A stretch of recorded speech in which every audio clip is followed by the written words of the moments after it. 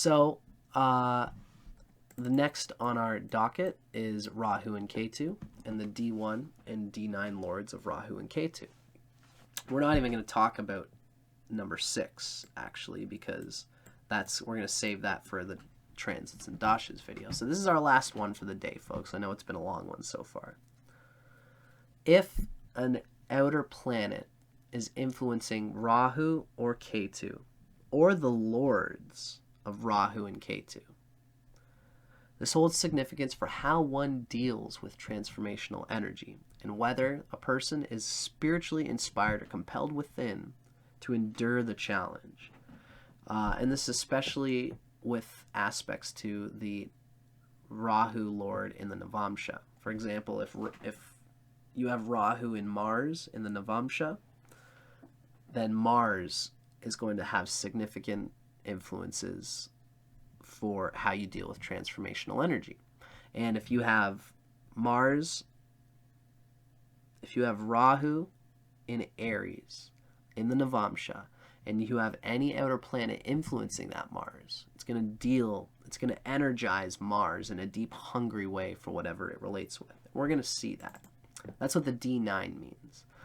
For you Westerners who don't know what the Navamsha is, or the D1 or the D9, don't worry about it. We'll just deal with this at a regular chart level. So bear with. There's much more to be said about Rahu and Ketu in Vedic astrology than there is in Western astrology. There's a whole mythical thread to the nodes, which the West misses out on.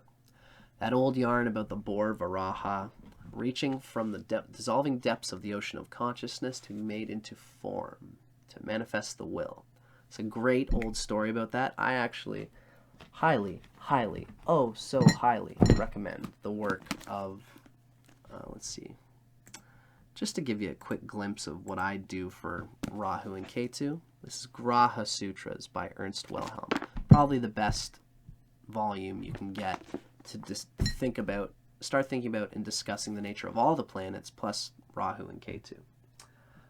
As well as another deep favorite of mine, Nakshatra, the Authentic Heart of Vedic Astrology by, I guess you can't really see it there, but it says, by none other than Viktakara.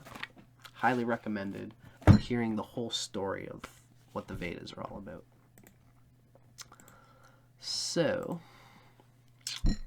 Rahu is very important in its own right because of its strength, defined by the lord of its sign in the chart, coupled with Saturn, determines whether we are inspired to handle and endure transformational, transcendental insights from the unconscious, to take up our cross and sacrifice our ego comfort to employ the under-ebbing, transcendental mystic that lies beneath all awareness.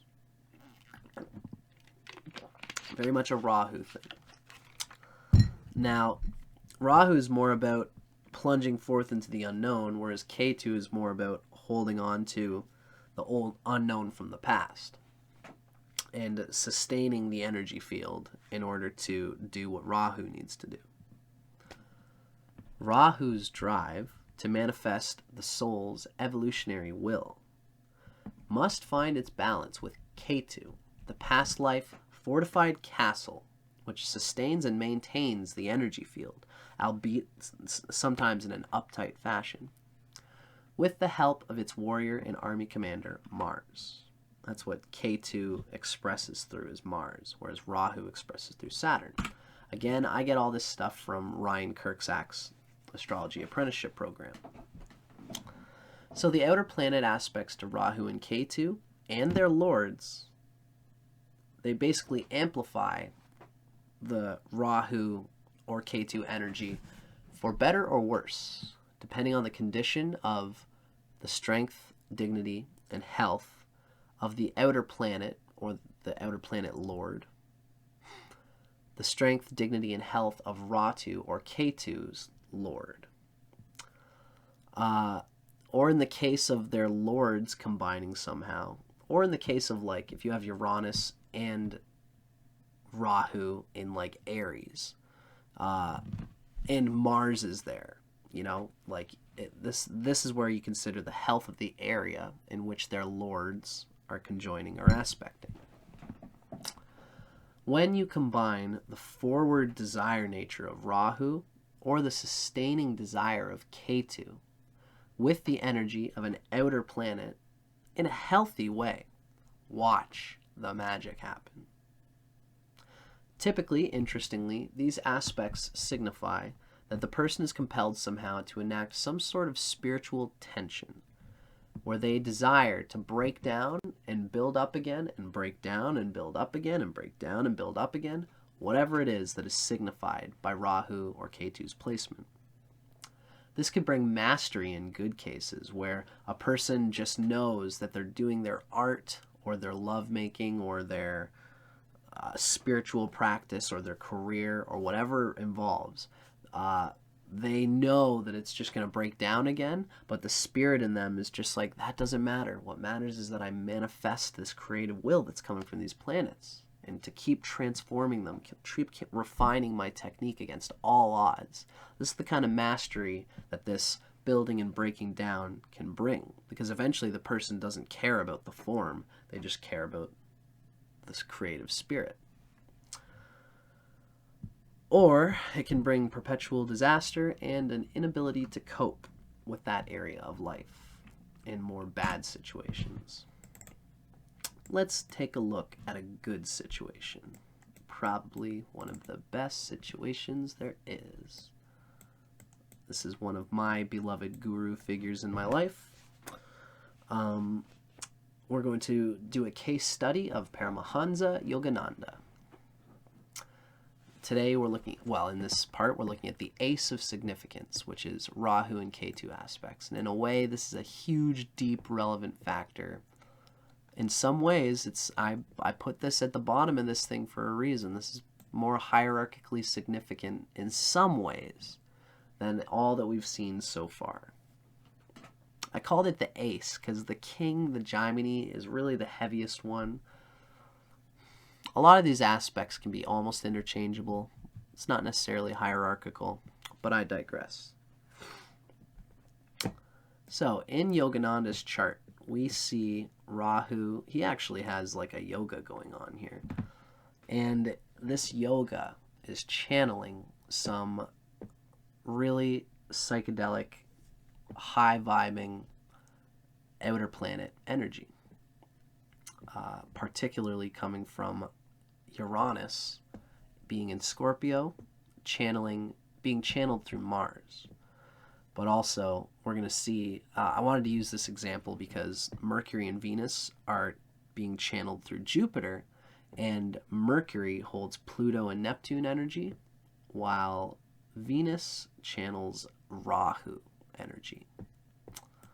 Specifically, the Rahu in the 10th being channeled through Venus, that we have this going on here. I've only circled this just because it is a yoga and it is significant. What we're mostly talking to here, though, let me rephrase. Venus is the Rahu lord. Now, anyone who's into Vedic astrology or anything is going to know that Venus, therefore, for this chart, plays a huge role in defining how and whether one can handle transformational energies, as we know Paramahansa Yogananda could. And the aspects to Venus are going to define the kind of energy that they're going to that's going to be amplified through the Rahu energy. Venus is conjunct Mercury in the 5th house in Sagittarius in Yogananda's chart. The 5th house is a benevolent house because, once again, the 5th house is always benevolent. It's like the second sun, again, in a lot of ways. Now, the whole signification that I'm trying to describe here, in regards to Rahu, is that Mercury is with Venus, and it's basically 6 degrees apart, so they're basically conjunct. And Mercury and Venus are good friends. And of course, the piece de la resistance that I'm trying to build for you guys here is that Pluto and Neptune are in Gemini. can see this here. Now I'll switch to the Western chart just so you see where I'm at. We have Venus and Mercury in the 5th house. Even though, again, there's a 4th house, 5th house mix going on here. Even though it's behind the 5th house cusp, I would still say that Sagittarius is the 5th house from Leo. So I put a lot of emphasis on the 5th house here. But you can do both.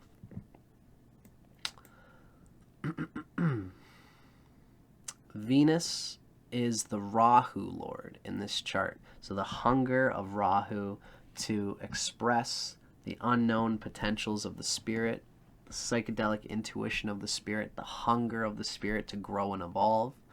This is being associated with Mercury. And Mercury, I mean, what's interesting is these two planets are actually opposite Pluto and Uranus. Not only that, but Pluto and Uranus are channeling their outer planet energy through Mercury. Now, I hope you guys are following me here. Yogananda's Mercury and Venus contain combined influences of outer planets in the case of Mercury and Rahu in the case of Venus. And they combine together in the 5th house. Now, Yogananda was very fond of recreationally crafting and working out in a 5th house way and displaying to the world through his Rahu in the 10th house his wisdom of earth and heaven's ways, so to speak. For anyone who knows Yogananda, they know that he was into pranayama, mantra, singing, and of course meditation and yoga. Rahu caused a great 10th house desire for career expansion and constant active growth. And if you look up Rahu in the 10th house, you can see that there's always this driving desire to stand out in one's field, whatever that field might be.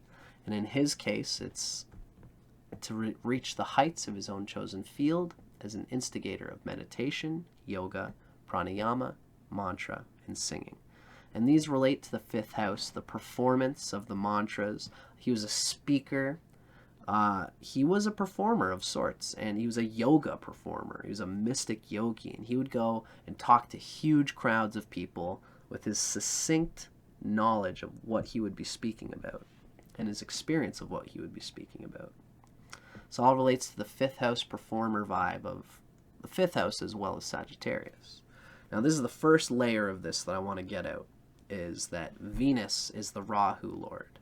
So Venus is expressing the desire for Yogananda to channel this Rahu desire, to transform, to grow, to evolve, and to express and manifest the will.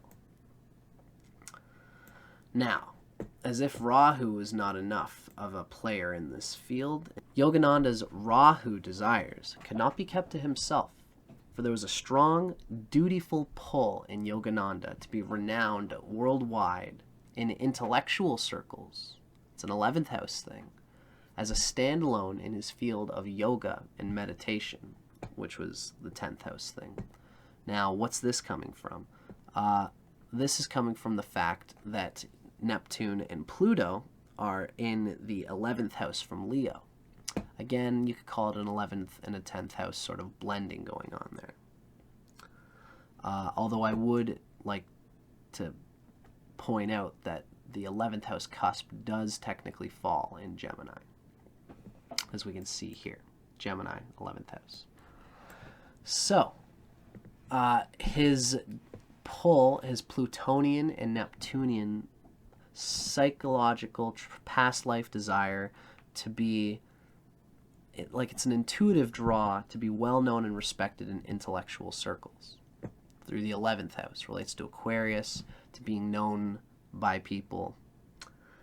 Through his writing and through education, and these are 11th house themes, and through his network connections, which is also 11th house, and forces beyond him garnered through his guru and their holy network.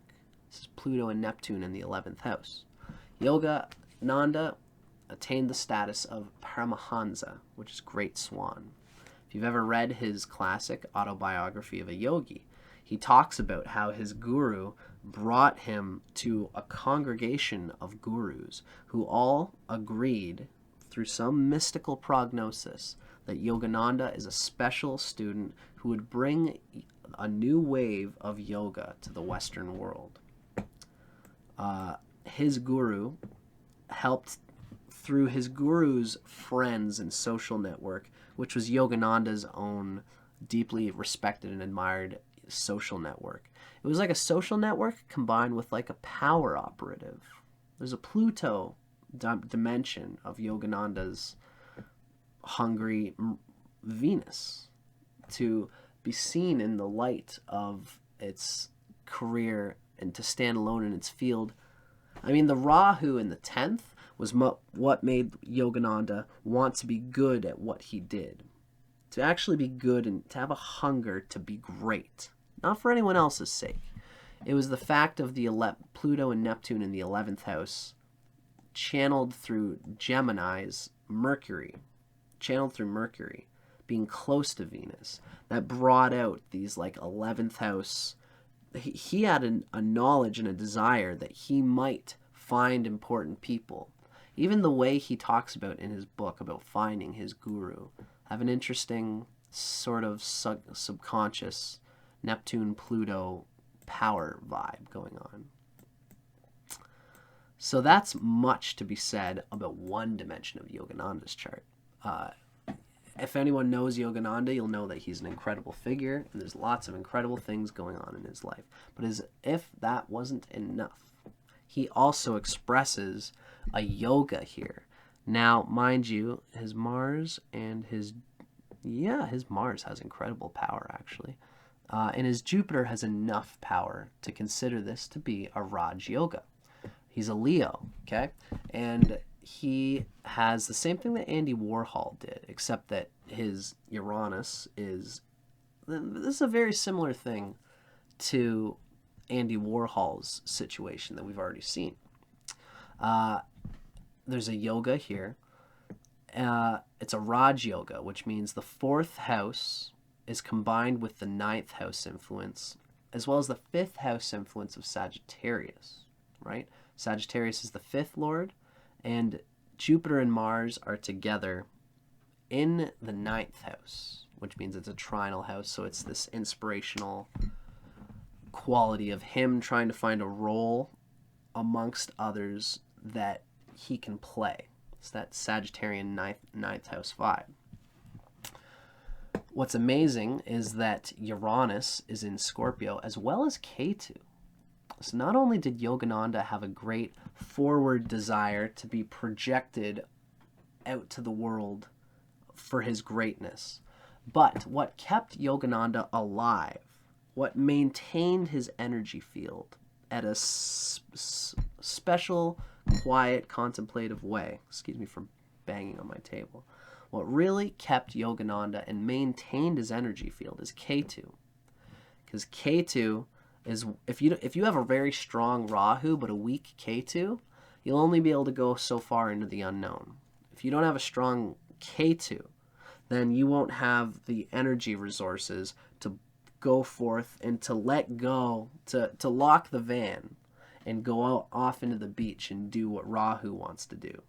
If you don't trust that the van is locked, you're going to go out to the beach and the whole time you're going to have on your mind, fuck, did I lock the van? Did I really lock that van?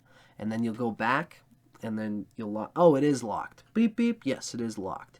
And then you go out again. If you don't have a strong K2, no matter how close you are to your van, you're going to be afraid that people are going to come in and rob you or that you're going to lose your basic foundation.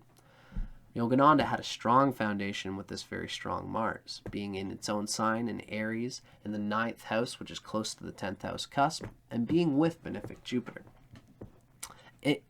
Even outside of the yoga, let alone the fact that this is a powerful Raja Yoga. So, let's see some confluence here. I wanted to make the note of confluence that Yogananda's highest degree planet is the moon, the mystical 12th lord, which is in his 1st house. So the 12th lord, the moon, is his Atmakaraka. So the moon, the mystical, moody, intuitive, internal contemplative moon was his highest degree planet, and it's right on the cusp of his ascendant. Like, this has got to just be one of the best charts you could think to look at, you know. The fact that it's the 12th lord, it's looking into the self, contemplating what would make me happy from within. Okay, so I wanted to just point that out because that's his Atmakarika. So he was already inclined to look within himself and contemplate.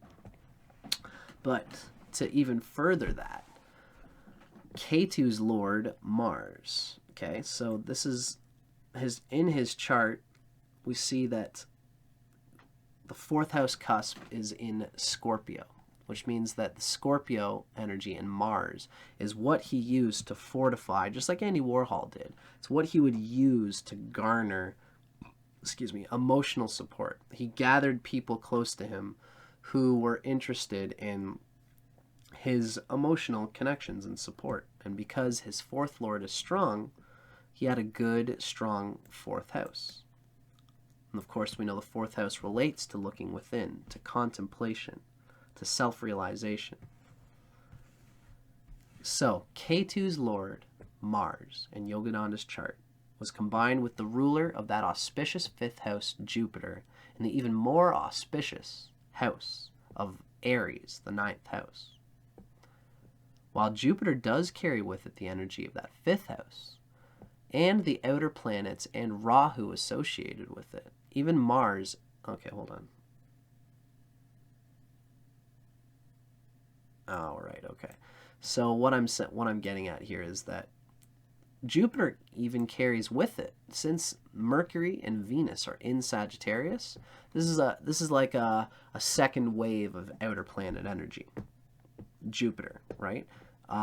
Because Venus and Mercury are in Sagittarius, and they're benefics too, so that really helps this 5th house.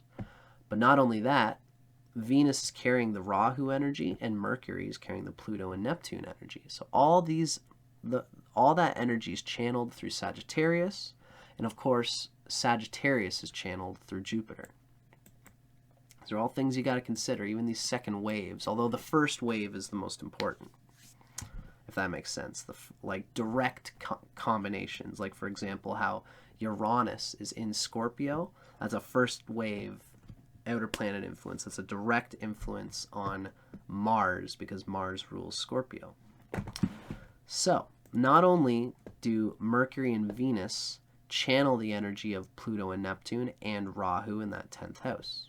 Since they're in Sagittarius, Jupiter channels all of that energy, plus Mars channels the Uranus energy of the Uranus in Scorpio. So this powerful 4th house outer planet vibration probably helped Yogananda's moon Atmakarika achieve its life's true inner prerogative of meditating on the bliss within himself. He has some incredible, like he's got one poem called Samadhi that talks about internal bliss of yoga. Samadhi being Patanjali's final step of the great yoga, and Yogananda played with that area. We can see the strength that his energy field had to do these things. And when he was in dashas, in periods that were not about, first he had to find this self-realization and contemplation, and he had to achieve samadhi. I would say that he did. He's a bodhisattva. He didn't slip out into the ether. He came back because he had, while his Ketu was strong, his past life energy was activated through Uranus and was strong, and he maybe had a desire for liberation. Liberation is not just sitting on a mountain meditating and doing yoga. You got to consider your Rahu and all the other things in your chart as well. But for all that's worth, he had an ability to get a depth of inner meditation through Ketu and through Uranus in the 4th house. There's a deep compulsion in Yogananda to be close to his guru, the 9th. Guru relates with the 9th house, with father, with somebody who would guide you to a sense of your role in the world. And this was a legit guru in the traditional Vedic sense. And he also had a desire to ascertain a great confluence of cross-cultural wisdom through his guru, as well as through his cross-cultural studies of Western, meaning Christian Gnostic, and Eastern mysticism. So Ketu and Uranus, I'm reading a bit of like the Uranus energy coming through Mars in the 9th house, as the 9th lord as well. Uranus is what caused this cross-cultural, ecstatic, even antagonistic energy. Lots of people disagreed with Yogananda's opinion that all religions basically get down to the same root, which is self-realization, an internal unfoldment of the bliss that is already within you. All religions center around the same thing. In fact, he even had a theory that Krishna and Jesus of Nazareth were avatars of the same psychedelic entity of divine intelligence. Krishna and Jesus were the same person in a certain way to him. And lots of people thought that that was whack. It's a real Uranus energy coming through the 9th house again, right? Because the Mars is in the 9th. It's relating to Jupiter and all of this scriptural religious stuff as well. So Ketu and Uranus shared the Lord Mars in Yogananda's chart, which rested in the auspicious 9th house. The 9th house is considered the best house in any chart by its standard nature. Some people have a crappy 9th house, which means they don't use the fact that the 9th is the greatest benefic in the chart because they can't, because they have a crappy 9th house or a 9th lord. But just because they don't use that, the 9th house to their advantage, doesn't mean that it's not the best. It is always the best house as a sort of like standard.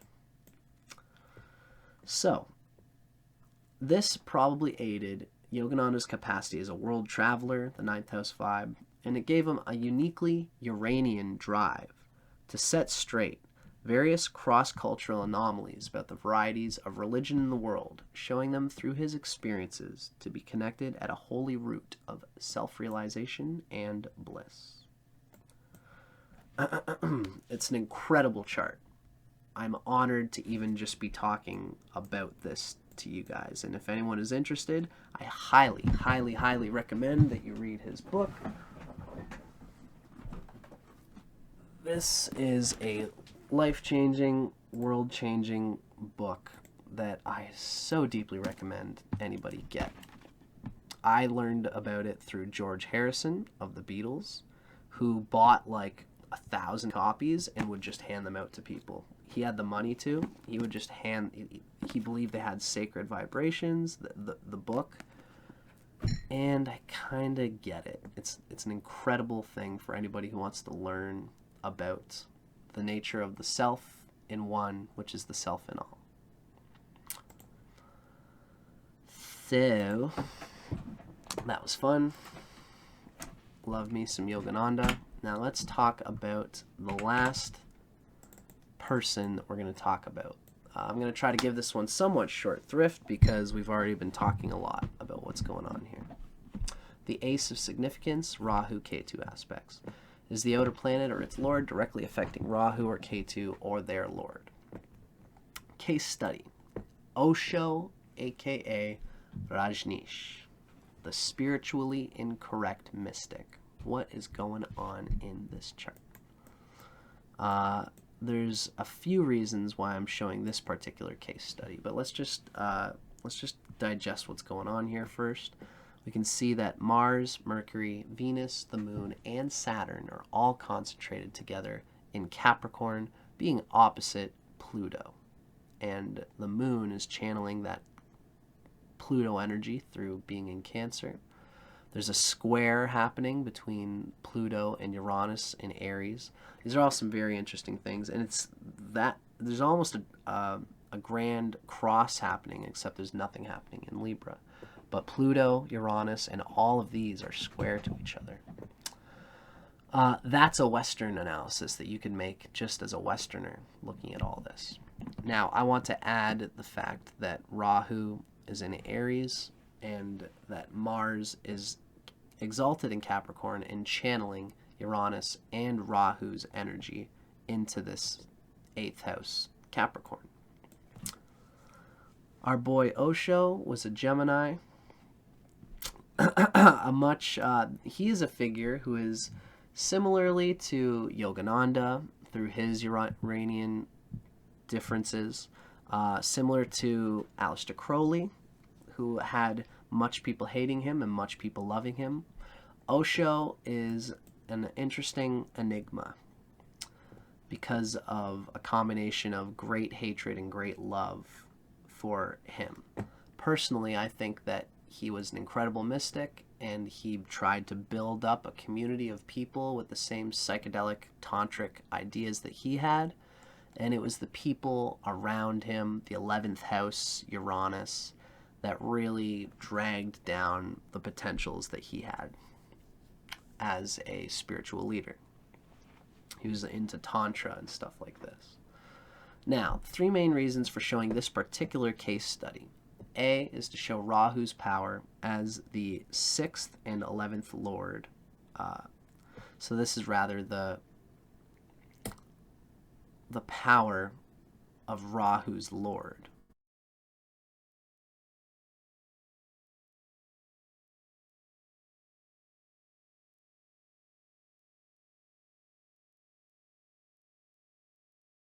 And Scorpio rules the 6th cusp. So Mars, these are actually the 2 most inauspicious or evil house lords for a planet, ironically and interestingly. These are for any ascendant. The 11th house is always the most evil, and the 6th house is the second most evil. It's because of the ego energy of the 11th. It's all about being seen as being great to others in social networks and what have you. And the 6th house is malefic and evil because it's a hungry, habitual, it's almost like got Saturn vibes to it. It's like you're pushed by karma to get out there and get your hands dirty and do what you want to do. Of course, again, these reckonings of the 11th and the 6th being evil, this comes from Brihat Parashara Horashastra, and I got that source through my readings, through my studies with Ryan Kirksack's Astrology Apprenticeship Program. So I digress. Rahu's Lord Mars rules the 6th and the 11th, and this stands out in this stellium more than anything, in my opinion, particularly because Rahu is what's called, Vargotama, because that means that it's in the same place in the regular chart as it is in the D9, in the Navamsha chart. Rahu is still in Aries, which means that Mars has a lot to do with how Osho deals with the transformative energies implied here.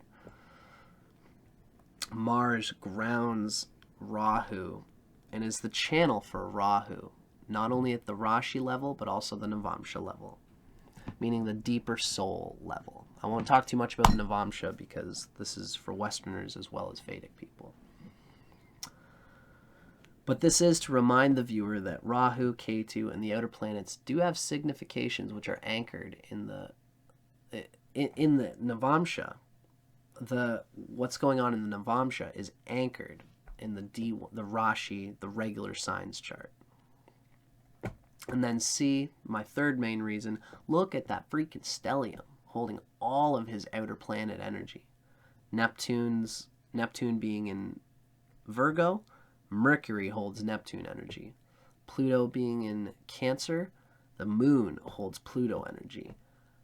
Uranus being in Aries, Mars holds Uranus energy, and they're all together in Capricorn, and even almost within degrees of each other to be considered conjunct. Absolutely bonkers. No wonder this guy had so much going on in his life. Now, Rahu really stands out in Osho's chart as the lusty, egoic 11th lord. Now, just because the 11th lord is this evil lord, we all have an 11th lord. We all have the capacity for this networking, looking good to everybody, egotism. And if it's not doing well, then it will become ill and it will do things in bad ways. We can actually see that this Mars, I haven't circled it, but this Mars has great yoga strength. It's exalted in Capricorn.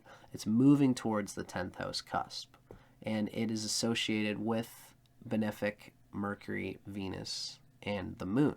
It's far enough away from Saturn that it's not technically conjunct. It's far enough away from the sun that it's not technically combust.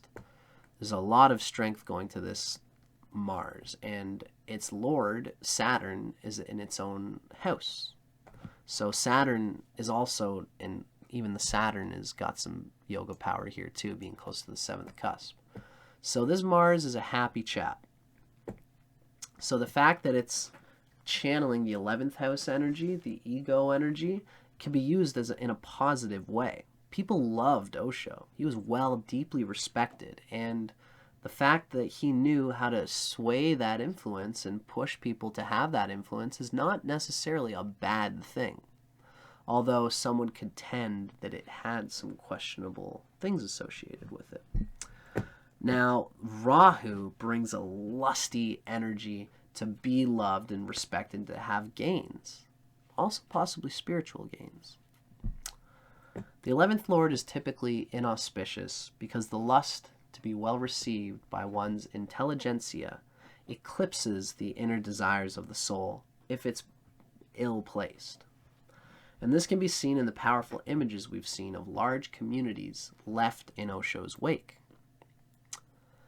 Yet it is true that many people have seen negative, ill things come from the egoic 11th house vibes that this presented. It is true that Osho's life has been painted with negative, ill tones, although it's arguable that he was just enacting the desires of Rahu. Now, what's interesting about Osho, okay? Lots of people say bad things about sex. It's bad to have the desire to have sex. It's bad to have the desire to have the kind of love energy. Some people say this. Nowadays, people don't. But it's been traditionally looked at in Vedic astrology and such that to have that lust for its own sake can be a lusty, negative thing. Osho was unapologetic and shameless of being a self-loving mystic. He shunned society's reprimands to fulfill his spiritual desires. Right? This is certainly the perfect foil for getting a bad rap. Because Osho said, this is like this Uranus energy, right? Remember, Uranus is always so much about going against the grain. Even just for the sake of it. Just knowing that they're going against the grain often pushes Uranus to get where it wants to be. And this is combined with Rahu here. The basic Rahu desire to express the potentials of being renowned as a teacher, as a logician, as someone who's well loved by many, many people, is a spiritual desire of his, and he manifested it. Thankfully, he was a spiritual teacher, so he taught others how to manifest what he was doing. And it comes through an internal, self-appointed desire. Rahu, you know? Now, this Rahu being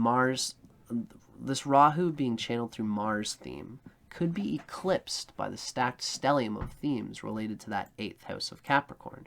There's so many other things going on here in this Capricorn that the 11th house and the 6th house, you know, like that these might not be that important. You know, if this was any other chart, and if Uranus and Rahu weren't here in Aries, Mars would just be another planet here. It would just be another 11th house lord, and he might not get that well known. But Rahu in the 11th emerges as a key tone in Osho's life, probably due to also being Vargotama. being in the same sign in the Rashi chart as it is in the Navamsha chart. Again, Vedic people want to understand what I mean by that. Of course, Uranus is with Rahu in Aries in the regular chart. So Mars, as the nitpicky, contestable 6th, 11th Lord, is further emphasized by the fact of the Uranian energy it carries, the going against the grain energy of Uranus. Osho has about as many followers as detractors these days. Doubtless, it was that pesky Uranian energy that caused the under-ebbing oddities surrounding his spiritual communities, as described in the documentaries that deride against him. That's my personal opinion. It's the Uranus energy that cropped up this sort of like, wow, how spiritual is this guy really? He drove 12 Rolls Royces through Virginia or something like that, all with the red draperies and all the fine trimmings of himself. It was just, I don't know, that must have been a trip that he was on. I wonder if he was in like a Mars dasha at the time, you know, or a Rahu dasha, where he just wanted to say, okay, this is what I'm feeling right now. I have the desire to be well loved by everybody and to look really flashy, so I'm going to send it.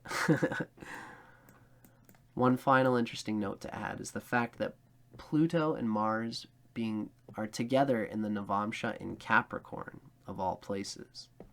So in the again, for Vedic people, Pluto and Mars are in Capricorn. His Mars is Vargatama, which means it's double exalted by being in Capricorn. So Saturn and Capricorn are an incredible energy field for this mystical tantric fellow. Really quite incredible. So he is an incredible example of the kind of energies that we're dealing with Uranus, with outer planet energies combining with the hunger of Rahu, and even coming out in these ecstatic, powerful ways, which everyone knows the craziness that went on with Osho. But since it was his Rahu Lord, how bad was it really that he used all the resources at his disposal to fully engender and express the power and desire of his spiritual desire to have these 11th house Aries, Mars influences? How bad is it really? Hence the spiritually incorrect mystic, this funky little spiritual looking fellow with those badass sunglasses. I love the guy. So, the last thing to say in this video, I might turn this whole thing into a series since it took so long.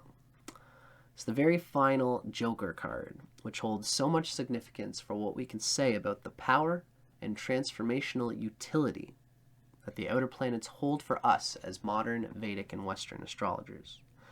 And that final video is transits and dashas. But we won't get to that until our last video in this series. Sorry to tease. We still have to define the strength of these planets and their lords in the chart. So stay tuned for the next video in this Interpreting the Outer Planets Through Vedic Method series. And many more. Wow, 2.5 hours. That was a long video. So I might split this up into pieces, I don't know. But in any case, if you've been watching this, folks, I deeply hope that you enjoyed it. I look super tired because it's like 2 in the morning. I really enjoyed doing this. I always enjoy doing this stuff for you guys. Please let me know comments, concerns, thoughts. This is an emerging conversation that's happening in the world of astrology, and I would love for you to be a part of it. So please let me know what you thought about it in the comments. Like, subscribe, all that fun stuff, and hit me with it. I got a strong Saturn. Give me some objectivity in terms of all of this stuff going on. Let's all work together to bring out the deepest thoughts that we can regarding what is going on with the outer planets as they are interpolated and translated through Vedic method. Thanks a lot for watching, folks.